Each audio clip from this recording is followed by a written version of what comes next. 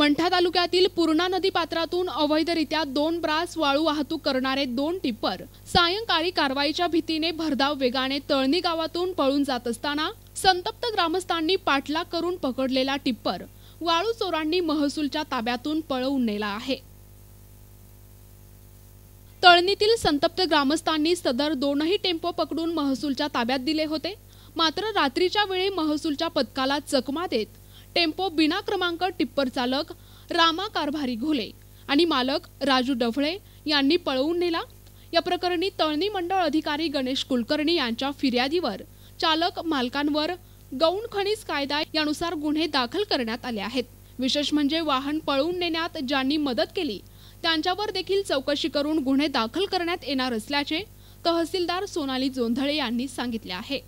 प्रतिनिधी Amol Jamode, NTV news Marathi, Mantha, Jalna.